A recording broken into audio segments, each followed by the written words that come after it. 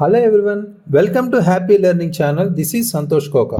మనం ప్రీవియస్ వీడియోలో Indian economy paper 3కి సంబంధించి ఇండియన్ ఎకానమీ పార్ట్ 1 అనేది కంప్లీట్ చేసుకున్నాం. డెమోగ్రఫీకి సంబంధించి ఇప్పుడు పార్ట్ 2లో నేషనల్ ఇన్కమ్ జాతీయ ఆదాయం సంబంధించి ఇంపార్టెంట్ క్వశ్చన్స్ అనేవి చూద్దాం. Right, first important question, what is the most commonly used method for calculating national income in India? భారతదేశంలో జాతీయ ఆదాయాన్ని లెక్కించడంలో ఎక్కువగా ఉపయోగించబడే పద్ధతి ఏంటి అని ఇచ్చారు. రైట్, సో ఇక్కడ ముఖ్యంగా మనం ఇలాంటి ఇన్ఫర్మేషన్ రిలేటెడ్గా, అంటే మనకి ఎకానమీ అనగానే కంపల్సరీ ఫ్యాక్చువల్ ఇన్ఫర్మేషన్ అంటే గణాంకాలు లేదా డేటాకు సంబంధించి ఎక్కువగా అడుగుతుంటారు. దాంతోపాటు బేసిక్ ఇన్ఫర్మేషన్ అంటే మనం గణాంకాలు ఎంత గుర్తుపెట్టుకున్నప్పటికీ ఇలాంటి కాన్సెప్చువల్ ఓరియంటెడ్ కొన్ని రిలేటెడ్ క్వశ్చన్స్ అనేవి మనం ట్యాకిల్ చేయాలి. రైట్, సో ఇక్కడ అవి కూడా మనం కవర్ చేసుకుంటూ ఫ్యాక్చువల్ ఇన్ఫర్మేషన్ కూడా చూస్తున్నాం. రైట్, ఈ వీడియోలో సో ప్రత్యేకించి ఇక్కడ ఆప్షన్స్ ప్రొడక్షన్ మెథడ్ ఉత్పత్తి పద్ధతి, ఇన్కమ్ మెథడ్ ఆదాయ పద్ధతి, ఎక్స్పెండిచర్ మెథడ్ ఖర్చు పద్ధతి అంటే వ్యయ పద్ధతి, హైబ్రిడ్ మెథడ్ మిశ్రమ పద్ధతి అని ఇచ్చారు. రైట్, సో ఇక్కడ పర్టికులర్గా ఇండియాలో మన ప్రొడక్షన్ లేదా వాల్యూ యాడెడ్ మెథడ్కి మనం ఎక్కువగా ఈ నేషనల్ ఇన్కమ్ని మనం క్యాలిక్యులేట్ చేయడానికి ఉపయోగిస్తాం. రైట్, ఎస్పెషల్లీ మన సెక్టర్స్ సంబంధించి మనం చూసుకుంటే వ్యవసాయ రంగం, అగ్రికల్చర్ కావచ్చు లేదా మ్యానుఫ్యాక్చరింగ్. రైట్, సో ఈ పర్టికులర్ సెక్టర్స్కి మనం ప్రొడక్షన్ మెథడ్ అనేది మనం ఉపయోగిస్తాం. ఉత్పత్తి పద్ధతి వెరీ వెరీ ఇంపార్టెంట్, లేదా దీన్నే మనం వాల్యూ యాడెడ్ మెథడ్ అని కూడా అంటాం. Right, so very very important question. Next important question, which of the following is not a component of national income? కింది వాటిలో జాతీయ ఆదాయానికి భాగం కానిది ఏది? సో ఇక్కడ నేషనల్ ఇన్కమ్ క్యాలిక్యులేషన్ రిలేటెడ్గా మన ఫ్యాక్చువల్ ఇన్ఫర్మేషన్తో పాటు ఇలాంటి కొన్ని ఇన్ఫర్మేషన్ కాన్సెప్చువల్ కూడా అడిగే ఛాన్స్ ఉంది. ఇక్కడ వేజెస్ జీతాలు ఇచ్చారు, ప్రాఫిట్స్ లాభాలు ఇచ్చారు, సబ్సిడీస్లు ఇచ్చారు, అదేవిధంగా రెంట్ అద్దె అనేది కూడా ఇచ్చారు. రైట్, సో ఇక్కడ పర్టికులర్గా మనం గమనిస్తే సో ఒక నేషనల్ ఇన్కమ్కి సంబంధించి క్యాలిక్యులేట్ చేసేటప్పుడు ఇక్కడ క్యాలిక్యులేషన్లో ముఖ్యంగా నేషనల్ ఇన్కమ్లో మనం ఉపయోగించే యాక్చువల్ ప్రొడక్షన్కి సంబంధించి మనం మాట్లాడుకుంటే ఇన్కమ్ జనరేషన్ సంబంధించి రిప్రజెంట్ చేస్తుంది. కాబట్టి ఇక్కడ వేజెస్, ప్రాఫిట్స్, రెంట్ అనేవి డైరెక్ట్ కాంపోనెంట్స్గా మనం ఉపయోగిస్తాం. రైట్, సో ప్రాఫిట్స్, రెంట్ అనేవి. సో ఇక్కడ సబ్సిడీస్ అనేవి ఎక్కువగా గవర్నమెంట్ పేమెంట్స్ అనేవి బిజినెసెస్ కానీ ఇండివిజువల్స్ కానీ మనం గవర్నమెంట్ ప్రొవైడ్ చేస్తుంది కాబట్టి సో ఇక్కడ సబ్సిడీస్ అనేవి ఈ నేషనల్ ఇన్కమ్లో క్యాలిక్యులేటెడ్ పైగా ఒక కాంపోనెంట్ అయితే కాదు. రైట్, సో ఇవి జనరల్గా గవర్నమెంట్ పేమెంట్స్ అనేవిగా మనం అక్కడ పరిగణిస్తాం కాబట్టి నేషనల్ ఇన్కమ్ క్యాలిక్యులేషన్ సంబంధించి ఎక్స్క్లూడ్ చేయబడతాయి. రైట్, నాట్ ఏ కాంపోనెంట్ అన్నారు కాబట్టి subsidies answer. Next important question, consider the following statements about the income method of national income calculation. జాతీయ ఆదాయ లెక్కింపు కోసం ఆదాయ పద్ధతిపై క్రింది ప్రకటనను పరిగణించండి. It includes wages, profits and rents. ఇది జీతాలు, లాభాలు మరియు అద్దెలను కలిగి ఉంటుంది. It excludes indirect taxes and depreciation. ఇది పరోక్ష పన్నులు మరియు తగ్గింపును మినహాయిస్తుంది. అంటే తగ్గుదల లేదా తరుగుదల అంటాం. డిప్రిషియేషన్ అంటే వెలకు సంబంధించి. రైట్, సో ఇక్కడ మేజర్గా ఎలాంటి క్వశ్చన్స్ మనకి ఈ 2 స్టేట్మెంట్స్ క్వశ్చన్ కానీ 3-4 స్టేట్మెంట్స్ కూడా అడిగే ఛాన్స్ ఉంది మనకి గ్రూప్ 2 అండ్ 3 కూడా. రైట్, సో అవి ఫోకస్ చేయండి.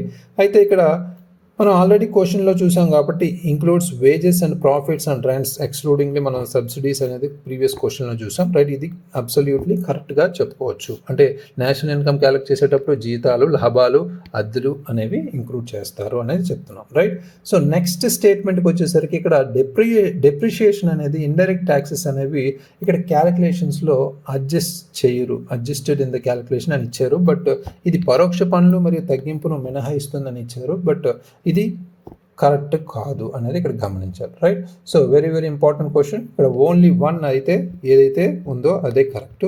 Second statement wrong statement.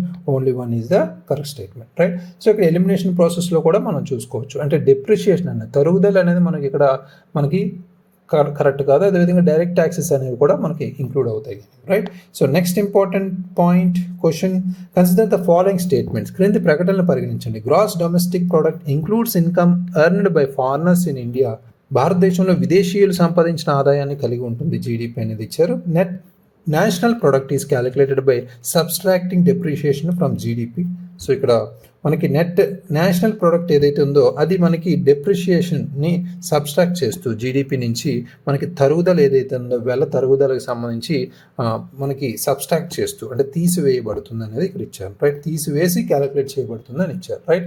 So ఇక్కడ మేజర్గా మనం ఫోకస్ చేయాల్సింది కాన్సెప్చువల్ నాలెడ్జ్ అనేది మనం అంటున్నాం, రైట్. జీడిపి కావచ్చు, ఎన్ఎన్పి కావచ్చు, ఇలాంటివి ఎలా మనకి ఏ అంశాలు దానికి ఇంటర్లింక్ అవుతాయి అంటే కాంపనెంట్స్గా ఉన్నాయి అనేది మనం అర్థం చేసుకోవాలి, రైట్. ఫస్ట్ స్టేట్మెంట్ అనేది ఇన్కరెక్ట్గానే కనిపిస్తుంది, ఎందుకంటే భారతదేశంలో విదేశీయులు సంపాదించిన ఆదాయాన్ని కలిగి ఉంటుంది అన్నారు. ఇక్కడ ఫస్ట్ స్టేట్మెంట్ క్లియర్ కట్గా మనం చెప్పుకోవచ్చు జీడిపి అనేది మనకి ఫారెన్ ఇన్కమ్ అనేది ఇంక్లూడ్ చేయదు, రైట్. సో ఇది only income generated with in domestic boundaries అంటే మన దేశంలో దేశీయ ఆదాయం సంబంధించి ఏవైతే ఉన్నాయో అవే మనకి క్యాలిక్యులేట్ చేస్తారు, ఇంక్లూడ్ చేస్తారు, రైట్. ఇది wrong statement. Next, net national product is calculated by subtracting depreciation from GDP అన్నారు, రైట్. సో ఇక్కడ క్లియర్ కట్గా మనకి ఎన్ఎన్పి నెట్ నేషనల్ ప్రోడక్ట్ అన్నాం, రైట్. నెట్ నేషనల్ ప్రోడక్ట్లో వచ్చేసరికి డెప్రిషియేషన్ ఏదైతే ఉందో దాన్ని జీడిపి నుంచి మైనస్ చేస్తేనే మనకి ఎన్ఎన్పి వస్తుంది. ఇది క్లియర్ కట్ ఒక ఫార్ములాలా మనం తీసుకోవచ్చు. సెకండ్ ఆప్షన్ అయితే కరెక్ట్, ఓన్లీ 2 అనేది ఇక్కడ మనం చెప్పచ్చు. Next, fifth question, which of the following is incorrect about the national income? జాతీయ ఆదాయం గురించి క్రింది వాటిలో ఏది తప్పు అన్నారు. Per capital income is national income divided by the total population. తలసరి ఆదాయం అంటే జాతీయ ఆదాయాన్ని మొత్తం జనాభాతో భాగించడం అని ఇచ్చారు. ఇది క్లియర్ కట్గా మనం ఒక్కొక్క స్టేట్మెంట్స్ని చూస్తే అంటే పెర్ క్యాపిటల్ ఇన్కమ్ని టోటల్ పాపులేషన్ సంబంధించి మనం చూసుకుంటే ఇది కరెక్ట్గా మనకి కనిపిస్తుంది. అంటే ఇక్కడ ఇన్కరెక్ట్ అడిగారు, అదే మనం ఫోకస్ చేయాలి. కరెక్టా ఇన్కరెక్ట్ అనేది మనం చూసుకోకుండా అటెంప్ట్ చేస్తే ఇక్కడ ఆప్షన్ మనం మిస్ అయ్యే అవకాశం ఉంది, మార్క్స్. అయితే పెర్ క్యాపిటల్ ఇన్కమ్ అనేది నేషనల్ ఇన్కమ్ సంబంధించి మాట్లాడుకుంటే టోటల్ పాపులేషన్ సంబంధించే కనెక్షన్ ఉంటుంది, రైట్. అది గమనించాలి ఇక్కడ. సో కరెక్ట్ ఆప్షన్ కాబట్టి ఇది మనం మార్క్ చేసుకోవచ్చు. Next, GDP includes the value of intermediate goods అన్నారు. జీడిపి మధ్యస్థ వస్తువుల విలువను కలిగి ఉంటుంది అని ఇచ్చారు. సో ఇక్కడ ఒక మనం క్వశ్చన్ మార్క్ చూద్దాం. Net factor income from abroad is use to convert GDP into GNP. మనం ఇందాకే చూస్తాం నెట్ నేషనల్ ఇన్కమ్ కావచ్చు, జిఎన్పి కావచ్చు, జీడిపి కావచ్చు. మనకి నెట్ ఫ్యాక్టర్ ఇన్కమ్ అంటే అబ్రాడ్ నుంచి వచ్చిన అంటే మనకి జీడిపిను జిఎన్పిగా మార్చడానికి విదేశాల నుండి నికరకారక ఆదాయాన్ని ఉపయోగించబడుతుంది అని ఇచ్చారు, రైట్. సో ఇక్కడ మనం ఫోకస్ చేయాల్సిన అంశం ఏంటంటే ముఖ్యంగా ఇంటర్మీడియట్ గూడ్స్ అనేవి మనకి జీడిపికి సంబంధించి ఇంక్లూడ్ చేయబడతాయి అని ఇచ్చారు. అంటే బట్ ఇక్కడ ఇంక్లూడ్ చేయబడవు అనేది ఇక్కడ మనం క్లియర్ కట్గా చెప్తాం, ఎందుకంటే జీడిపి అనేది క్విక్గా మనకి ఐడెంటిఫై చేయడానికి ఇక్కడ ఉపయోగపడుతుంది, రైట్. సో ఇక్కడ రాంగ్ ఆన్సర్ ఇది. నెక్స్ట్ మనకి ఇది correct answer. The expenditure method adds up consumption, investment, government expenditure and net exports. వ్యయ పద్ధతి అనేది వినియోగం, పెట్టుబడులు, ప్రభుత్వ ఖర్చు, నికర ఎగుమతులను చేర్చి లెక్కిస్తారు అనేది ఇక్కడ తెలుస్తుంది. అంటే ఎక్స్పెండిచర్ అంటే ఏంటి? ఎక్స్పెండిచర్లోనే ఉంది వ్యయం ఏదైతే ఉందో మనం తీసుకునే వినియోగం కావచ్చు, పెట్టుబడులు, ఇన్వెస్ట్మెంట్స్ కూడా ఇందులో వస్తాయి. గవర్నమెంట్ ఎక్స్పెండిచర్ ప్రభుత్వ ఖర్చులకు సంబంధించి, నికర ఎగుమతులు కూడా మనకి ఇక్కడ ఇందులోకి వస్తాయి, right. So D option is also correct option. But ఇక్కడ ఇన్కరెక్ట్ అన్నారు కాబట్టి GDP includes the value of intermediate goods అన్నారు, రైట్. మధ్యస్థ వస్తువుల విలువను మనం జీడిపిలో కలిగి ఉండవు అనేది రాంగ్ ఆన్సర్ కాబట్టి B is the incorrect option. Next important question, which of the following statements is incorrect regarding per capita income? వ్యక్తిగత ఆదాయం గురించి క్రింది ప్రకటనలో ఏది తప్పు? It is a measure of the average income per person. ఇది ప్రతి వ్యక్తికి సగటు ఆదాయాన్ని కొలిచే పద్ధతి అని ఇచ్చారు. It reflects income distribution in the country. ఇది దేశంలో ఆదాయ విభజనను ప్రతిబింబిస్తుంది. A rise in per capita income does not always means an equitable distribution of income. తలసరి ఆదాయం పెరగడం అంటే ఎల్లప్పుడూ ఆదాయ సమాన విభజన అని అర్థం కాదు అని ఇచ్చారు, right. So it is often use to compare living standards across countries. ఇది తరచుగా దేశాల మధ్య జీవన ప్రమాణాలను పోల్చడంలో ఉపయోగించబడుతుంది అని ఇచ్చారు, రైట్. సో ఇక్కడ క్లియర్ కట్గా మనం ఫోకస్ చేస్తే పెర్ క్యాపిటల్ ఇన్కమ్ అనేది మనకి ఇన్కమ్ అనేది ఏదైతే ఈవెన్లీ ఇన్కమ్ ఏదైతే ఉందో డిస్ట్రిబ్యూట్ చేయబడదు అనేది గమనించాలి. అంటే అది ఓన్లీ యావరేజ్ ఫిగర్గా మనం తీసుకుంటాం, రైట్. సో ఇక్కడ పెర్ క్యాపిటల్ ఇన్కమ్ సంబంధించి మనం మాట్లాడుకుంటే it is a measure of the average income per person అని ఇచ్చారు, రైట్. సో ఇది కరెక్ట్గా మనం క్లియర్ కట్గా చెప్పుకోవచ్చు. అంటే పెర్ క్యాపిటల్ ఇన్కమ్ సంబంధించి ఒక యావరేజ్ ఇన్కమ్ ఒక పర్సన్ సంబంధించి మెజర్ చేయడానికి మనం క్లియర్ కట్గా చెప్పాలి. తలసరి ఆదాయం అంటారు దాన్ని, రైట్. సో ఇది correct option. Next, it reflects income distribution in the country అన్నారు, రైట్.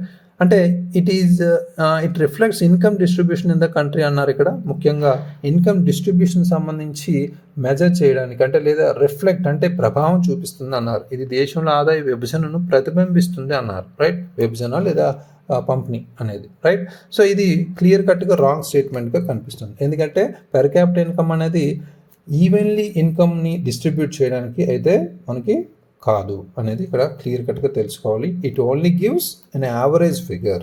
రైట్, యావరేజ్ ఫిగర్ అనేది తెలుస్తుంది. యావరేజ్ ఫిగర్నే మాత్రమే మనం తీసుకోవాలి.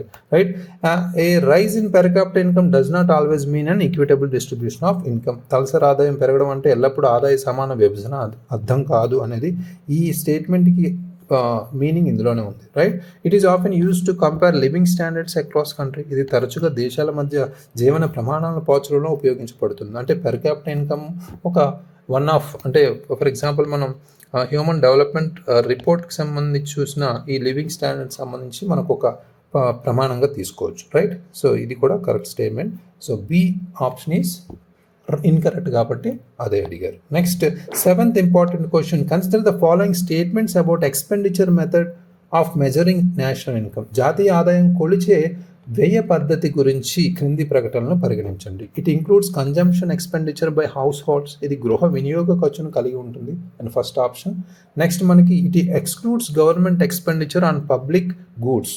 ఇది ప్రజా వస్తువులపై ప్రభుత్వ వ్యయాన్ని మినహాయిస్తుంది అని ఇచ్చారు. ఇట్ యాడ్స్ నెట్ ఎక్స్పోర్ట్స్ అంటే ఎక్స్పోర్ట్స్ మైనస్ ఇంపోర్ట్స్ని నెట్ ఎక్స్పోర్ట్స్ అంటాం. ఇది నికర ఎగుమతులను చేర్చుతుంది అన్నారు. It includes capital formation by private forms. ఇందులో ప్రైవేట్ సంస్థల ద్వారా మూలధన నిర్మాణం ఉంటుంది అన్నారు. రైట్, సో ఇక్కడ సెకండ్ స్టేట్మెంట్ని మనం ఒక్కసారి అబ్జర్వ్ చేస్తే ఇక్కడ మేజర్గా గవర్నమెంట్ ఎక్స్పెండిచర్ అనేది part of the expenditure method అన్నారు. అంటే క్లియర్ కట్గా మనం చెప్పుకుంటే గవర్నమెంట్ ఎక్స్పెండిచర్ అనేది క్విక్గా మనం ఇది క్లియర్ కట్గా మనం ఫోకస్ చేస్తే it excludes government expenditure and public goods అని ఇచ్చారు. బట్ సెకండ్ స్టేట్మెంట్ ఇన్కరెక్ట్గా చెప్పుకోవచ్చు. ఎందుకంటే గవర్నమెంట్ ఎక్స్పెండిచర్ అనేది part of expenditure method. Last time మనకి ప్రీవియస్ ఒక ఆప్షన్లో ఆల్రెడీ మనం చూసాం. సో ఒక్కసారి మనం రివైజ్ చేసుకుంటే ఎక్స్పెండిచర్ మెథడ్లో ఏమున్నాయి, investment, consumption first, investment, government expenditure and net exports అనేవి కలిగి ఉన్నాయి. రైట్, ప్రభుత్వ ఖర్చులు కూడా అందులో ఇంక్లూడ్ అయినవి. రైట్, సో ఆల్రెడీ క్వశ్చన్లోనే మనం రివిజన్ పర్పస్లో మనం ఇక్కడ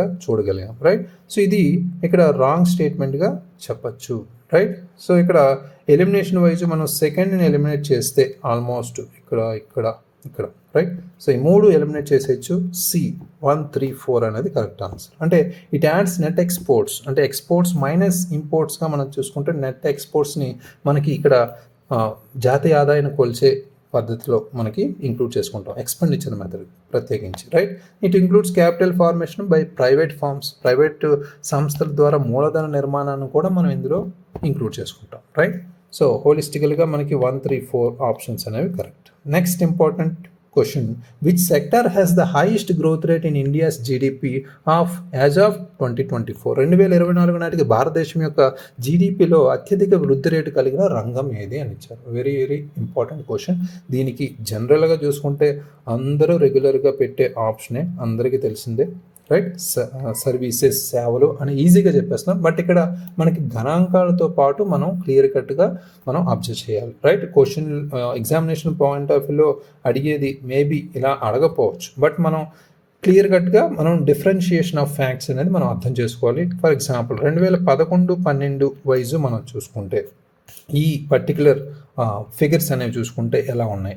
ఫర్ ఎగ్జాంపుల్ అగ్రికల్చర్ విషయానికి చూస్తే అగ్రికల్చర్ అండ్ యాలీ సెక్టర్స్లో చూసుకుంటే 14.52% కాంట్రిబ్యూషన్ ఉంది. రైట్, సో అదే నెక్స్ట్ ఇండస్ట్రీ చూసుకుంటే మనకి ఆల్రెడీ మనకి ఇక్కడ క్లియర్ కట్గా 30.87% ఉంది. రైట్, సో అదేవిధంగా మనకి నెక్స్ట్ సర్వీసెస్ సెక్టర్నే మనం ఇక్కడ మాట్లాడుతున్నాం కాబట్టి ఆల్మోస్ట్ 54.61% ఉంది. రైట్, సో అదేవిధంగా మ్యానుఫ్యాక్చరింగ్ కూడా మనం ఇంచుమించు మనకి 17% అలా ఉండేది. రైట్, సో ఇలా ఈ విధంగా 2011-12 వైజ్ ఉంటే ఇప్పుడు మనకి జనరల్గా మనం రీసెంట్ 2024 మనకి ప్రధానంగా చూసుకుంటే అంటే 2023-24 మనం చూసుకోవచ్చు. రైట్, సో ఈ గణాంకాలు చూసుకుంటే మనకి ఫస్ట్ అగ్రికల్చర్ సెక్టర్ కాబట్టి మనం మాట్లాడుకునేది ఇక్కడ 17.66% ఉంది. అదేవిధంగా మ్యానుఫ్యాక్చరింగ్ సెక్టర్ని అదే మనం క్లియర్ కట్గా ఫోర్త్ ఆప్షన్ని మనం ఇక్కడ 17% చెప్పుకోవచ్చు. దాంతోపాటు మనకి అగ్రికల్చరల్ అండ్ అలైడ్ సెక్టర్ కూడా మనకి ఇక్కడ 17.66%. సో ఇండస్ట్రీ సెక్టర్కి వచ్చేసరికి 27.62% ఉంది. సో ఇక్కడ సర్వీసెస్ సెక్టర్కి వచ్చేసరికి ఇటీవలే మనకి 55%గా ఉందని కూడా చెప్పారు, రైట్. సర్వీస్ సెక్టర్ అనేది లార్జెస్ట్ సెక్టర్ ఆఫ్ ఇండియాగా మనం ఎప్పుడు చెప్పుకుంటాం. అయితే gross value added at current prices అనేది సర్వీస్ సెక్టర్కి సంబంధించి ఎస్టిమేట్ చేస్తే 146.44 lakh crores ఇది ఉంది, right. Especially in 2023 to 24. Very very important fact ఇది. సర్వీస్ సెక్టర్ అనేది ఆల్మోస్ట్ 54.72%, అంటే ఆల్మోస్ట్ 55%గా మనం అప్రాక్సిమేట్ చెప్పొచ్చు, బట్ 54.72%గా మనం యాక్యురేట్గా చెప్పొచ్చు, రైట్.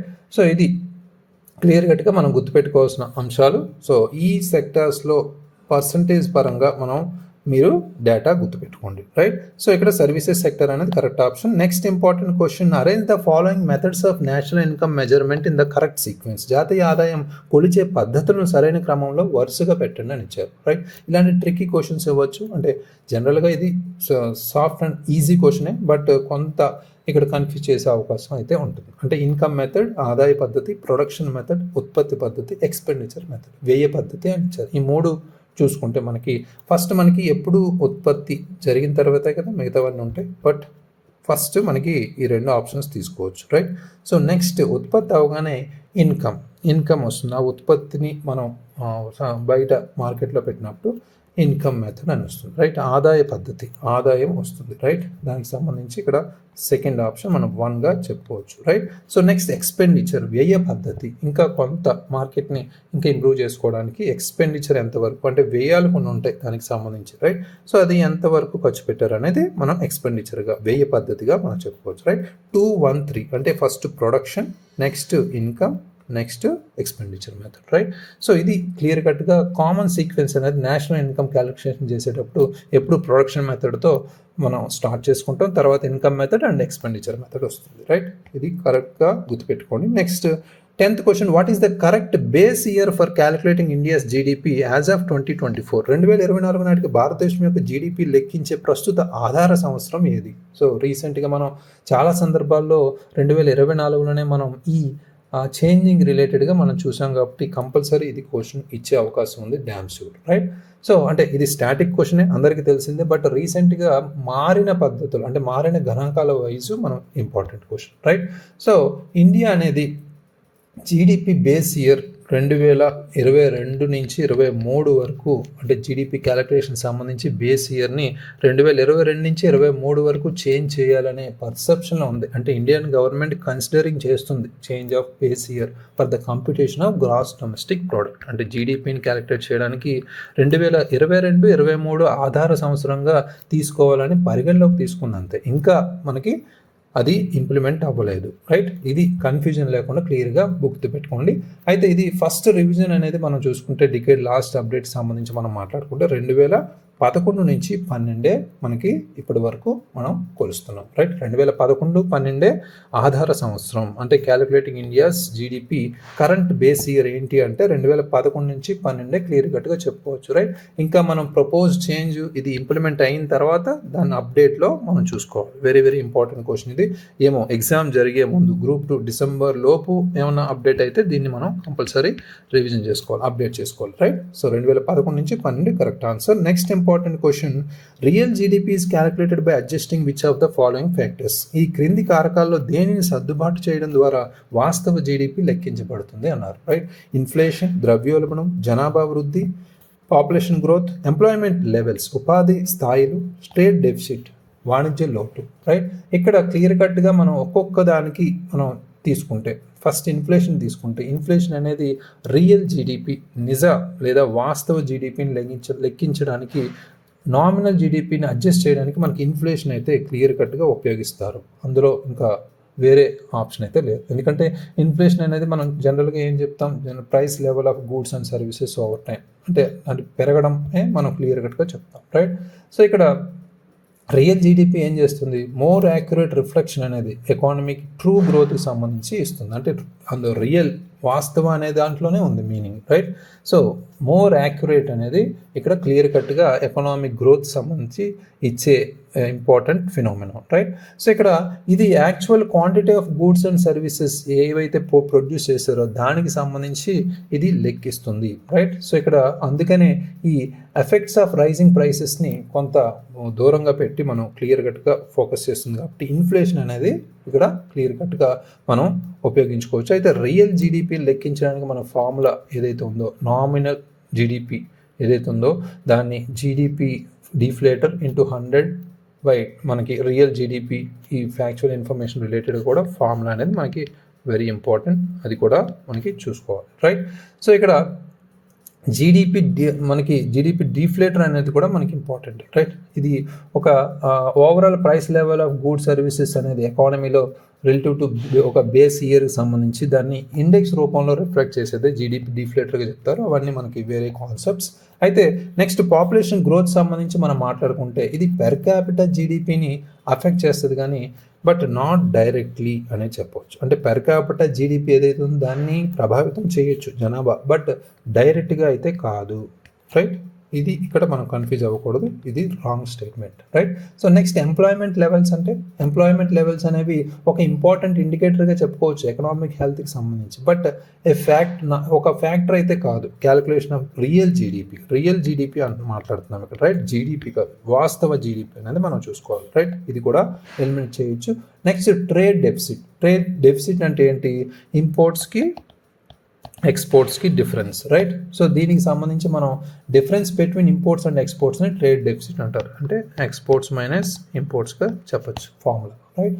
సో ఇక్కడ ఇది ఒక జీడిపికి కాంపోనెంట్గానే మనం తీసుకోవచ్చు. అంటే ఇవి కంట్రీస్ నెట్ ఎక్స్పోర్ట్స్కి అఫెక్ట్ అవుతుంది ఇన్ పర్టికులర్గా. బట్ ట్రేడ్ బ్యాలెన్సెస్ అనేది అడ్జస్ట్మెంట్ లెవెల్లో మనం చూసుకుంటే రియల్ జీడిపి క్యాలిక్యులేట్ చేయడానికి అయితే మోస్ట్ అప్రోప్రియేట్ ఫ్యాక్టర్ అయితే కాదు, రైట్. సో ఇది క్లియర్ కట్గా మనం ఒక నామినల్ జీడిపికి సంబంధించి మనం తీసుకోవచ్చు కానీ రియల్ జీడిపి కాదు అనేది చెప్పచ్చు. ఇన్ఫ్లేషన్ ఇది కరెక్ట్ ఆన్సర్, రైట్. సో ఇవన్నీ ఆప్షన్స్ చూసుకుంటే ఇన్ఫ్లేషన్ ఒక్కటే మనకి ఈ రియల్ జీడిపి అడ్జస్ట్ చేయడానికి ఒకే ప్రధాన కారకంగా ఫ్యాక్టర్గా మనం తీసుకోవచ్చు. ఎందుకంటే మనకి ప్రైస్ లెవెల్ చేంజెస్ వల్ల వచ్చే ఎఫెక్ట్స్ ఏవైతే ఉన్నాయో, ప్రభావాలు ఏవైతే ఉన్నాయో రిమూవ్ చేసి ఒక ట్రూ మెజర్, ఎకనామిక్ గ్రోత్కి కావాల్సిన ట్రూ మెజర్ని ఇది రియల్ జీడిపిని తగ్గించే విధంగా ఇన్ఫ్లేషన్ ఉపయోగపడుతుంది, right. So next important question, which of the following items are excluded from the calculation of national income using the expenditure method. వ్యయ పద్ధతిని ఉపయోగించి జాతీయ ఆదాయం లెక్కించే ప్రక్రియలో క్రింది వాటిలో ఏవి మినహాయించబడతాయి? ఇన్వెస్ట్మెంట్ ఇన్ మెషినరీ, యంత్రాల పెట్టుబడులు, purchase of second hand goods, second hand వస్తువుల కొనుగోలు, గవర్నమెంట్ ఎక్స్పెండిచర్ ఆన్ ఎడ్యుకేషన్, విద్యారంగంపై ప్రభుత్వ వ్యయం, అదేవిధంగా ఇంటర్మీడియట్ గూడ్స్, మధ్యస్థ వస్తువులు. సో ఇక్కడ గమనిస్తే ఎక్స్పెండిచర్ మెథడ్ అనేది ఆల్రెడీ చూసాం, సేమ్ క్వశ్చనే మనకు రిపీట్ అవ్వచ్చు, బట్ డిఫరెంట్ ఆప్షన్స్ అనేవి మనం ఇక్కడ క్లియర్ చేసుకున్నాం, రైట్. సో ఇక్కడ సెకండ్ హ్యాండ్ గూడ్స్ అనేవి, ఇంటర్మీడియట్ గూడ్స్ అనేవి నేషనల్ ఇన్కమ్కి సంబంధించి ఇంక్లూడ్ చేయరు, ఎందుకంటే ఇవి డబుల్ కౌంటింగ్ని అవాయిడ్ చేసే విధంగా దీన్ని మనం ఇంక్లూడ్ చెయ్యం. అది క్లియర్ కట్గా చెప్పుకోవచ్చు, సెకండ్ హ్యాండ్ గూడ్స్ అనేవి, ఇంటర్మీడియట్ గూడ్స్ అనేవి, రైట్. సో ఈ రెండు ఈజీగా ఎలిమినేషన్ చేయొచ్చు, right. So very very important. So ఇక్కడ ఏమడిగారు, వ్యయ పద్ధతిని ఉపయోగించి జాతీయ ఆదాయం లెక్కించే ప్రక్రియ కింది మినహాయించబడతాయి, ఎక్స్క్లూడెడ్ అన్నారు, ఇంక్లూడెడ్ రాదు. జాగ్రత్తగా చూసుకోవాలి, ఎలాంటి క్వశ్చన్స్ చాలా కేర్ఫుల్గా ఫోకస్ చేయాలి. కీవర్డ్స్ అంటే మెయిన్స్, గ్రూప్ 1 మెయిన్స్ సంబంధించి ఒక క్వశ్చన్ ఇచ్చినప్పుడు అందులో క్వశ్చన్ ట్యాగ్స్ అంటే డిస్కస్ లాంటివి, అదేవిధంగా ఎగ్జామైన్, అనలైజ్ ఇలాంటి క్వశ్చన్ ట్యాగ్స్తో పాటు కీవర్డ్స్ అంట. కీవర్డ్స్ అంటే ఏంటి, ప్రత్యేకించి సిగ్నిఫికెన్స్ అంటే ప్రాముఖ్యత ఏంటి, సవాళ్ళు లేదా ఛాలెంజెస్ ఏంటి, కారకాలు ఫ్యాక్టర్స్ ఏంటి, రీజన్స్ ఏంటి, ఇవన్నీ కీవర్డ్స్ కింద వస్తాయి. అందులో మనం మెయిన్స్ రాయడానికి, క్వశ్చన్స్ రాయడానికి ఎంతవరకు ఈ కీవర్డ్స్, డిస్కస్ అనే క్వశ్చన్ ట్యాగ్స్ లాంటి వీటి మీద ఎంత ఫోకస్ చేస్తున్నామో ఇక్కడ కూడా ప్రతి వర్డ్ మనం క్వశ్చన్ చదివేటప్పుడు అబ్జర్వ్ చేయాలి, రైట్. ఇక్కడే మనకి మేజర్ గేమ్ అంతా ఉంది, రైట్. ఎక్స్క్లూడా, ఇంక్లూడా, నాటా, ఇన్కరెక్టా, రైట్. ఇవన్నీ ఫోకస్ చేయాలి. ఇక్కడ 2 and 4 is the correct option, D. Right. ఇక్కడ purchase of second hand goods and intermediate goods are not included in the national income. ఎందుకంటే డబుల్ కౌంటింగ్ని మనం అవాయిడ్ చేయడానికి ఇది ఫాలో అవుతున్నాం. రైట్. స్టేట్మెంట్ బేస్డ్గా మనం చూసుకుంటే ఇక్కడ ఎక్స్ట్రీమ్ ఆబ్వియస్లీ మన ఇన్కరెక్ట్ స్టేట్మెంట్, అంటే జీడిపి అనేది ఇంటర్మీడియట్ గూడ్స్ని ఇంక్లూడ్ చేస్తుంది, అంటే కామన్ మిస్కన్సెప్షన్గానే తీసుకోవచ్చు. రైట్. సో ఇవన్నీ మనం క్లియర్ కట్గా మనం చూసుకోవాలి. ఇక్కడ రీసెంట్ డేటా లేదా ఆర్బీఐకి సంబంధించిన అప్డేట్స్ ఇలాంటివన్నీ మనం పరిగణలోకి తీసుకోవాలి. Right. So next important thing, consider the following statements about per capital income in India. భారతదేశంలో తలసరి ఆదాయం గురించి ఈ క్రింది ప్రకటనలు పరిగణించండి. Per capital income is calculated by dividing national income by the total population of the country. జాతీయ ఆదాయాన్ని దేశం మొత్తం జనాభాతో విభజించడం ద్వారా తలసరి ఆదాయాన్ని లెక్కిస్తారు. Per capita income in India shows a uniform distribution of wealth across different sections of the society. భారతదేశంలో తలసరి ఆదాయం సమాజంలోని వివిధ వర్గాల్లో సంపద యొక్క ఏకరీతి పంపిణీని సూచిస్తుంది అని చెప్పారు. రైట్. ఇక్కడ క్లియర్ కట్గా మనం ఫోకస్ చేస్తే ఇక్కడ కరెక్ట్ ఆప్షన్ అడిగారు, అందులో కన్ఫ్యూజన్ లేదు. పెర్ క్యాపిటల్ ఇన్కమ్ అనేది నేషనల్ ఇన్కమ్ని డివైడ్ చేస్తూ టోటల్ పాపులేషన్ అనేది మనం క్లియర్ కట్గా ఆల్రెడీ ప్రీవియస్ ఆప్షన్లోనే కూడా చూసాం. రైట్. జాతీయ ఆదాయాన్ని దేశం మొత్తం జనాభాతో విభజించడం ద్వారా తలసరి ఆదాయాన్ని లెక్కిస్తారు, యావరేజ్ ఇన్కమ్గా మనం చెప్పుకోవచ్చు. Right. Per capital income in India shows a uniform distribution అన్నారు. ఇక్కడ మనం పరిగణిస్తే యూనిఫామ్ డిస్ట్రిబ్యూషన్ పరంగా అన్నారు, బట్ ఇది ఇన్కరెక్ట్గా మనకు కనిపిస్తుంది. ఎందుకంటే పెర్ క్యాపిటల్ ఇన్కమ్ అనేది ఇన్కమ్ డిస్ట్రిబ్యూషన్కి రిఫ్లెక్ట్ అవ్వదు. Right. It only shows the average income. Right. Already previous question కూడా ఇంచుమించు సేమ్ పద్ధతిగానే ఉంది. సో డిస్ట్రిబ్యూషన్ అని ఎప్పుడైతే వచ్చిందో అది పంపిణీ లేదా విభజనకు సంబంధించి రాంగ్ వర్డ్. రైట్. యావరేజ్ అనే కంపల్సరీ తలసరి ఆదాయానికి సంబంధించి మనం చూసుకుంటాం. Right. So very very important question. ఇక్కడ పెర్ క్యాపిటల్ ఇన్కమ్ అనేది మనకి వెల్త్ డిస్ట్రిబ్యూషన్కి అకౌంట్లోకి తీసుకోవద్దు అని తెలిస్తే ఈజీగా మనం ఇలాంటివి ఎలిమినేట్ చేసేయచ్చు. Right. Only one is the correct statement. Next important question, which of the following is incorrect about the production method of national income estimation. జాతీయ ఆదాయ అంచనా యొక్క ఉత్పత్తి పద్ధతిలో ఈ క్రింది వాటిలో ఏది తప్పు అన్నారు. It measures national income by adding the value of final goods and services produced in the economy. Right. ఇది ఆర్థిక వ్యవస్థలో ఉత్పత్తి చేయబడిన తుది వస్తువులు మరియు సేవల విలువను జోడించడం ద్వారా జాతీయ ఆదాయాన్ని కొలుస్తుంది అని ఇచ్చారు. రైట్. ఇది ఆల్మోస్ట్ మనకి నేషనల్ ఇన్కమ్ సంబంధించి value of final goods services ఏవైతే ఉన్నాయో వాటిని ఇంక్లూడ్ చేస్తారు కంపల్సరీ. రైట్. జాతీయ ఆదాయాన్ని అంచనా వేసేటప్పుడు ఇది కరెక్ట్ స్టేట్మెంట్గానే చెప్పుకోవచ్చు. Right. Next, it includes intermediate goods to avoid double counting. రెండింతలు లెక్కించకుండా ఉండడానికి ఇది మధ్యంతర వస్తువులను కలిగి ఉంటుంది. సో ఇందాకే మనం ఆల్రెడీ చెప్పుకున్నాం, డబుల్ కౌంటింగ్ని అవాయిడ్ చేసే విధంగానే మనం లెక్కించకుండా, మనకి రెండింతలు లెక్కించకుండా ఉండడానికి మనం వీటిని ఎక్స్క్లూడ్ చేస్తున్నాం, ఇంటర్మీడియట్ గూడ్స్ అనేవి. రైట్. ఇంటర్మీడియట్ గూడ్స్ కావచ్చు, సెకండ్ హ్యాండ్ ప్రొడక్ట్స్ కావచ్చు. రైట్. సో ఇది రాంగ్ స్టేట్మెంట్గా క్లియర్ కట్గా చెప్పుకోవచ్చు. The method is also known as value added method. మనం ముందుగానే చెప్పుకున్నాం, ప్రొడక్షన్ మెథడ్ అంటే ఈ పద్ధతిని విలువ జోడించిన పద్ధతి అని కూడా పిలుస్తారని. రైట్. ప్రొడక్షన్ మేనేజ్మెంట్ అన్న మెథడ్ అన్న వాల్యూ యాడెడ్ మెథడ్ అన్న ఒకటే. రైట్. ఇది కూడా important. Correct answer. It is suitable for measuring the output of sectors like agriculture and manufacturing. వ్యవసాయం, తయారీ వంటి రంగాల ఉత్పత్తిని కొలవడానికి ఇది అనుకూలంగా ఉంటుంది. అది అబ్సల్యూట్గా చెప్పుకోవచ్చు. ఎందుకంటే ముఖ్యంగా ఇవి ప్రొడక్షన్ మెథడ్ అనేది ఇంటర్మీడియట్ గూడ్స్ ఇవన్నీ ఎక్స్క్లూడ్ చేస్తుంది. అదేవిధంగా ఫైనల్ గూడ్స్ అనేవి, సర్వీసెస్ అనేది కన్సిడర్ చేసుకుంటుంది. అందులో భాగంగా మనం ఇక్కడ అగ్రికల్చర్, మ్యానుఫ్యాక్చరింగ్ సంబంధించి ఇన్పుట్ అంటే ప్రొడక్షన్ అనేది ఇక్కడ జరుగుతుంది కాబట్టి కంపల్సరీ ఈ సెక్టర్ సంబంధించి మనం చెప్పుకోవచ్చు. Right. So correct option, incorrect అడిగారు కాబట్టి second statement. Next important question, consider the following statements regarding gross national product. స్థూల జాతీయ ఉత్పత్తికి సంబంధించి క్రింది ప్రకటనలు పరిగణించండి. GNP is the total market value of all final goods and services produced by the residents of a country both domestically and abroad. GNP అనేది దేశీయంగా మరియు విదేశాల్లో ఒక దేశం యొక్క నివాసితులు ఉత్పత్తి చేసే అన్ని తుది వస్తువులు మరియు సేవల మొత్తం మార్కెట్ విలువ అని ఇచ్చారు. రైట్.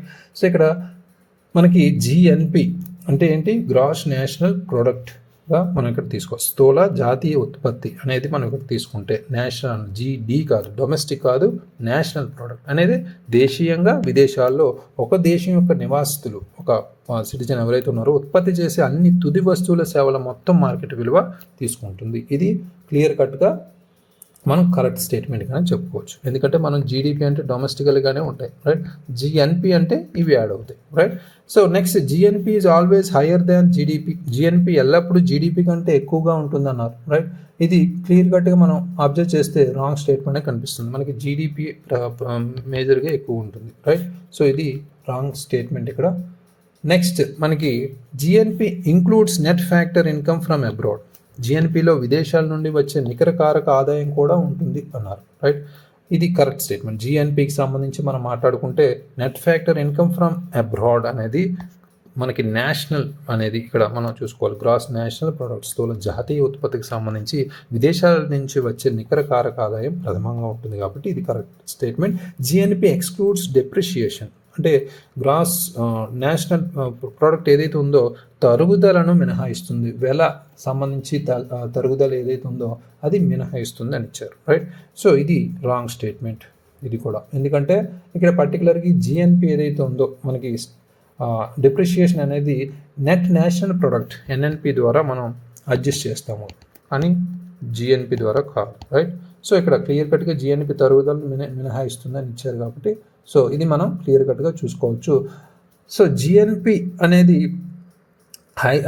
ఇక్కడ క్లియర్ కట్గా మనం చూసుకుంటే జిఎన్పి అనేది ఆల్వేస్ హయ్యర్ దాన్ జీడిపి అన్నారు. ఈ ఒక్క ఆప్షన్ మనం ఎలిమినేట్ చేయగలిగితే మనం ఈజీగా మనం ఒక 2 ఆప్షన్స్ని మనం క్లియర్ కట్గా బయట తీసుకురావచ్చు, రైట్. ఇక్కడ 1 and 3, 1, 3, 4లో మనకి ఒకసారి అబ్జర్వ్ చేసుకుంటే స్టేట్మెంట్ 4 అనేది డెప్రిషియేషన్ అనేది మనం ఇక్కడ స్టేట్మెంట్ 4 అనేది రాంగ్ అని చెప్తున్నాం. ఎందుకంటే డెప్రిషియేషన్ అనేది నెట్ నేషనల్ ప్రొడక్ట్కి సంబంధించి అడ్జస్ట్ చేస్తారు, రైట్. అది క్లియర్ కట్గా గుర్తుపెట్టుకోవాలి. నెక్స్ట్ మనకి 1 and 3 అనేది కరెక్ట్ ఆన్సర్ ఇక్కడ, రైట్.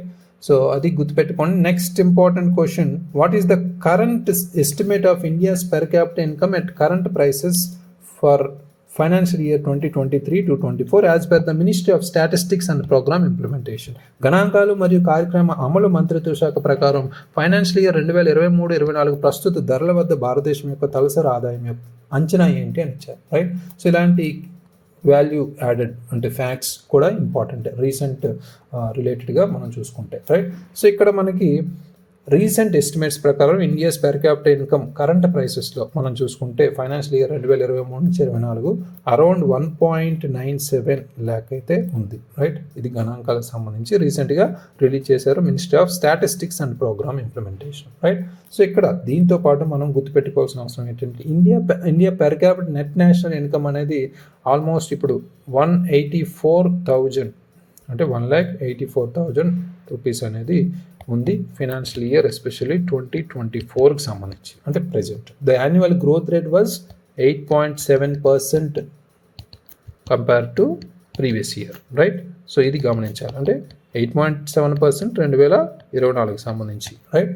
యావరేజ్ గ్రోత్ అది గుర్తుపెట్టుకోవాలి. గ్రోత్ రేట్ అనేది ఇక్కడ ఈ ఫిగర్ అనేది 2024 ఇప్పుడు మనకి రాబోయే బడ్జెట్లో ఇది మనకి బయటకు వస్తుంది, రైట్. సో 1.97 అనేది 2023-24 ఈ ఫ్రెష్ అండ్ అప్డేటెడ్ రిలేటెడ్ కూడా మనం కన్ఫ్యూజ్ లేకుండా గుర్తుపెట్టుకోవాలి. ఇది ఇచ్చినా మనం ఆ రెండు వ్యత్యాసంగా మనం చూసుకోవాలి. మ్యాక్సిమం ప్రీవియస్గా అడగచ్చు, ఈ ప్రెజెంట్ కూడా అడిగే ఛాన్స్ ఉంది, రైట్. ఎగ్జామ్ దగ్గరలో ఉంది కాబట్టి మేబీ అడగకపోవచ్చు. ఒకవేళ అడిగినా మనం రెండు ఫేస్ చేయాలి కాబట్టి కంపల్సరీ ఫోకస్ చేయండి. Next important question, which of the following is incorrect with regard to sectoral contribution in India's GDP. భారతదేశ జీడిపిలో రంగాల సహకారానికి సంబంధించి క్రింది వాటిలో ఏది తప్పు? Services sector contributes to the highest share to India's GDP. భారతదేశ జీడిపిలో సేవల రంగం అత్యధిక వాటాను అందిస్తుంది. మనం ఇందాక చెప్పుకున్నాం ఆల్మోస్ట్ 55% ఉందని, right. Correct statement. Next, agriculture contributes more to India's GDP than the manufacturing sector. భారతదేశ జీడిపికి తయారీ రంగం కంటే వ్యవసాయం ఎక్కువ దోహదం చేస్తుంది అని ఇచ్చారు, రైట్. ఈ స్టేట్మెంట్ని మనం ఒకసారి థింక్ చేయాలి. అగ్రికల్చర్ అనేది ఇండియాస్ జీడిపి కన్నా ఎక్కువ ఉంటుందా పర్టికులర్గా మ్యానుఫ్యాక్చరింగ్ కన్నా అనేది, right. The manufacturing sector is a part of the secondary sector. తయారీ రంగం ద్వితీయ రంగంలో ఒక భాగం, అంటే ఇండస్ట్రీస్ రంగంలోనే మ్యానుఫ్యాక్చరింగ్ అనేది ఒక భాగం కాబట్టి ఇది కూడా correct statement. The tertiary sector includes services such as banking and IT. అంటే తృతీయ రంగం అంటేనే సేవలుగా చెప్పుకుంటాం. బ్యాంకింగ్, ఐటీ వంటి సేవలు అందులో ఉంటాయి. ఇది కూడా క్లియర్ కట్గా బి ఆప్షన్ మనం ఈజీగా ఎలిమినేట్ చేయొచ్చు. అగ్రికల్చర్ అనేది మనకి ఇక్కడ తక్కువ ఉంటుంది, రైట్, కంపేర్ టు మ్యానుఫ్యాక్చరింగ్. అది గమనించాలి. ఒక 1% అయినా తక్కువ ఉండే ఛాన్స్ ఉంది, రైట్. సో ఇక్కడ ఆల్మోస్ట్ మనకి ఇందాక మనం గణాంకాలు చూసుకుంటే ద్వితీయ రంగానికి సంబంధించి మనం మాట్లాడుకుంటే ఆల్మోస్ట్ 24% ఉంటే అగ్రికల్చర్ 17% అనేది ఉంది, రైట్. ఈ వ్యత్యాసం అనేది మనం గమనించాలి, right. So very important question. Next important question, which of the following is an example of the income method of measuring national income? జాతీయ ఆదాయాన్ని కొలిచే ఆదాయ పద్ధతికి ఈ క్రింది వాటిలో ఉదాహరణ ఏది? Adding up the value of all final goods and services, అన్ని తుది వస్తువులు మరియు సేవల విలువను కలపడం అనేది ఫస్ట్ ఇచ్చారు. ఇన్కరెక్ట్ అడిగారు, అది గుర్తుపెట్టుకోండి. Which of the following is an example of income method of measuring national income? Incorrect కాదు, direct question, right. Adding up the value of all final goods and services అంటే ఇన్కమ్ మెథడ్ అనేది ఇక్కడ clear కట్గా focus చేయాలి. Measuring the national income, right. Production కాదు, expenditure కాదు. Calculating the total income earned by factors of production, ఉత్పత్తి కారకాల ద్వారా సంపాదించిన మొత్తం ఆదాయాన్ని లెక్కించడం అన్నారు, right. So summing of total expenditure on goods and services, వస్తువులు మరియు సేవలపై మొత్తం వ్యయాన్ని సంకలనం చేయడం అంటే కలపడం అనేది కూడా ఇక్కడ ఇచ్చారు. Measuring the total output of the agriculture sector, వ్యవసాయ రంగం యొక్క మొత్తం ఉత్పత్తిని కొలవడం అని కూడా ఇచ్చారు. ఇక్కడ స్పెసిఫిక్గా మనం అబ్జర్వ్ చేస్తే ముఖ్యంగా సో ఇక్కడ ఎలిమినేషన్ ప్రాసెస్లో మనం స్టార్ట్ చేయొచ్చు. అంటే ఇన్కమ్ మెథడ్ అనేది నేషనల్ ఇన్కమ్ సంబంధించి ఏవేవి ఇన్కమ్స్ ఉన్నాయో వాటిని ఇక్కడ ఇంక్లూడ్ చేస్తారు. ఫ్యాక్టర్స్ ఆఫ్ ప్రొడక్షన్ కావచ్చు, wages, rent, interest and profits సంబంధించి, రైట్. అవి మనం ప్రధానంగా గుర్తుపెట్టుకోవచ్చు. అయితే ఇక్కడ income earned by factors of production అనేది కరెక్ట్ ఆన్సర్గా చెప్తాం, రైట్. సో నేషనల్ ఇన్కమ్లో మనం ఏమేమి చెప్తాం? ఫ్యాక్టర్స్ ఆఫ్ ప్రొడక్షన్ అనేది వేజెస్, ఇందాక ఆల్రెడీ చూసాం, వేజెస్, రెంట్ అండ్ ఇంట్రెస్ట్ అనేది అండ్ ప్రాఫిట్స్ కూడా ఇందులో లింక్ అయి ఉంటాయి, రైట్. సో ఇవి ప్రధానంగా గుర్తుపెట్టుకోవాలి. సో ఇక్కడ ఆప్షన్ డి అనేది స్పెసిఫిక్గా మనం ఎలిమినేషన్ ప్రాసెస్లో వ్యవసాయ రంగం, ఆప్షన్ డి అనేది స్పెసిఫిక్గా ఒక సెక్టార్ గురించి అడుగుతున్నారు, కానీ ఇది ఒక మెథడ్ కాదు కాబట్టి దీన్ని క్లియర్ కట్గా ఎలిమినేట్ చేయొచ్చు, right. So option C summing of the total expenditure అంటున్నారు, ఇక్కడ ముఖ్యంగా వ్యయం అంటున్నారు కాబట్టి ఇది ఎక్స్పెండిచర్ మెథడ్కి సంబంధించింది కాబట్టి ఎలిమినేట్ చేయొచ్చు, రైట్. సో ఆప్షన్ ఏ అనేది ఇక్కడ adding of the value of all final goods and services, ఇది తుది వస్తువులకు సంబంధించి మాట్లాడుతున్నాం కాబట్టి ఇది అవుట్పుట్ మెథడ్గా మనం చెప్పుకోవచ్చు, దీన్ని ఎక్స్క్లూడ్ చేయొచ్చు, రైట్. ఫస్ట్ మనం ప్రాపర్గా కాన్సెప్చువల్ ఓరియంటెడ్గా ట్రై చేస్తాం, లేదా ఎలిమినేషన్ ప్రాసెస్లో మనం అడాప్ట్ చేయొచ్చు question, right. Easy. Next important question, which of the following is true about per capital income in India? భారతదేశంలో తలసరి ఆదాయం విషయంలో ఈ క్రింది వాటిలో నిజమేది? It is increasing at a slower rate than ఇది జీడిపి, ఇది జీడిపి కంటే నెమ్మదిగా పెరుగుతుంది అన్నారు. It has been decreasing in the past decade, ఇది గత దశాబ్దంలో తగ్గుతూ వస్తుంది అన్నారు. It is unaffected by population growth, ఇది జనాభా పెరుగుదలలో తో ప్రభావితం కాదు అన్నారు, right. It is the same as national income, ఇది జాతీయ ఆదాయానికి సమానం అన్నారు, రైట్. సో ఇక్కడ per capital income in India సంబంధించి నిజమేంటి అన్నారు, right. So very very important. So clear కట్గా మనం అబ్జర్వ్ చేస్తే it is the same as national income, national ఇన్కమ్కి పెర్ క్యాపిటల్ ఇన్కమ్కి ఈక్వల్గా ఎలా ఉంటుంది? అసలు జాతీయ ఆదాయానికి ఒక వ్యక్తి తలసరి ఆదాయానికి సంబంధించి రెండు సమానం అయితే ఉండదు, రైట్. క్లియర్ కట్గా మనం ఎలిమినేట్ చేసేయచ్చు, రైట్. సో ఈ పెర్ క్యాపిటల్ ఇన్కమ్ అనేది national income divided by population కాబట్టి ఇక్కడ, రైట్. పెర్ క్యాపిటల్ ఇన్కమ్ అంటే ఏంటి? National income by population, total population. ఇది సింపుల్గా ఎలిమినేట్ చేసేసాం. నెక్స్ట్ ఆప్షన్ సికి సంబంధించి మనం మాట్లాడుకుంటే పాపులేషన్ గ్రోత్ అనేది పెర్ క్యాపిటల్ ఇన్కమ్ని అఫెక్ట్ చేస్తుంది అన్నారు, right. So it is unaffected by population growth అన్నాడు, కానీ పాపులేషన్ గ్రోత్ అనేది ఇక్కడ క్లియర్ కట్గా మనకు ఉంది పెర్ క్యాపిటల్ ఇన్కమ్కి సంబంధించి, రైట్. ఇది కూడా మనం ఎలిమినేట్ చేసేసి అన్ఎఫెక్టెడ్ అంటే ప్రభావితం కాదు అన్నారు, right. Next it has been decreasing in the past decade, ఇది గత దశాబ్దంలో తగ్గుతూ వస్తుందన్నారు. పెర్ క్యాపిటల్ ఇన్కమ్ మనకి ఇప్పుడు ప్రజెంట్ స్లోగా అయినా పెరుగుతూ వస్తుంది అనేది ఇక్కడ మనకి కరెక్ట్ ఆప్షన్. ఈ రెండు మనం ఎలిమినేట్ చేసాం కాబట్టి ఈ రెండింటిలో మనం 50-50 ఛాన్సెస్ వరకు వచ్చాం. ఇందులో మనం కాన్సెప్చువల్గా అర్థం చేసుకుంటే ముఖ్యంగా due to rapid population growth మనకి ఇప్పుడు పెర్ క్యాపిటల్ ఇన్కమ్ అనేది స్లోవర్ పేస్లో ఇంక్రీజ్ అవుతుంది ఓవరాల్ జీడిపితో మనం చూసుకుంటే, రైట్. ఇది కరెక్ట్ ఆప్షన్, ఇది wrong statement, right. So next important question and last important question related to part 2 national income. The GDP deflator is use to calculate, GDP deflator లెక్కించడానికి ఏం ఉపయోగించబడుతుంది అన్నారు, right. The real GDP from nominal GDP, నామమాత్రపు GDP నుండి వాస్తవ జీడిపిని తీసివేస్తే GDP deflator అంటామంట. The nominal GDP from real GDP, వాస్తవ జీడిపి నుండి నామమాత్రపు జీడిపి అని ఇచ్చారు. The growth rate of GDP, GDP వృద్ధి rate. The change in the per capital income, తలసరి ఆదాయంలో మార్పు. సో ఇక్కడ ఇలాంటివే మనకి ఒక కాన్సెప్ట్ గురించి మనకు ఒక డెఫినేషన్ ప్రకారం చాలా వరకు గుర్తుపెట్టుకుంటాం, కానీ ఇలాంటి కన్ఫ్యూజ్డ్ స్టేట్మెంట్స్ ఇచ్చినప్పుడు మాత్రం మనం దొరికిపోతాం, రైట్. అక్కడే మనం ఫోకస్ చేస్తూ ఉండాలి. ఇలాంటి క్వశ్చన్స్ అడిగే అవకాశం ఉందనే మనం తీసుకున్నాం, కానీ ఇప్పుడు చెప్పిన అన్ని క్వశ్చన్స్ డ్యామ్ షూర్ వస్తాయి అనేది నేను చెప్పట్లేదు, రైట్. కాన్సెప్చువల్గా అన్ని ఇంటర్లింక్ చేసుకుంటూ మీరు చూసుకోండి, ఓకే. సో అయితే ఇక్కడ real GDP from nominal GDP అనేది ఇక్కడ క్లియర్ కట్గా కరెక్ట్ ఆప్షన్గా చెప్పుకోవచ్చు. ఎందుకంటే జీడిపి డిఫ్లేటర్ అనేది మనకి నామినల్ జీడిపి నుంచి రియల్ జీడిపికి మనం అడ్జస్ట్ చేయడానికి ఉపయోగపడుతుంది. ఇక్కడ ఇన్ఫ్లేషన్ ఎఫెక్ట్ ఏదైతే ఉందో దాన్ని రిమూవ్ చేసే విధంగా, రైట్. సో ఎలిమినేషన్ టెక్నిక్లో చూసుకుంటే నామినల్ అండ్ రియల్ జీడిపి అనేది డిఫరెంట్ ఉంటాయి. జీడిపి డిఫ్లేటర్ అనేది మనకి కన్వర్షన్కి ఉపయోగిస్తారు, రైట్. సో అది మేజర్గా గుర్తుపెట్టుకోవాలి. Real GDP from nominal GDP అనేది కరెక్ట్ ఆప్షన్, రైట్. సో ఇవి మనకి 20 క్వశ్చన్స్. చాలా కేర్ఫుల్గా ఫోకస్ చేయండి. ఎకానమీ పరంగా మనకి ఏమైనా అడగచ్చు, ఫ్యాక్చువల్ అదేవిధంగా కాన్సెప్చువల్, రైట్. ఈ రెండు మనం ప్రధానంగా రెండు పడవల మీద కాలు వేసినట్టు కంపల్సరీ రెండు ఫోకస్ చేయాలి, right. So thank you very much, all the very best.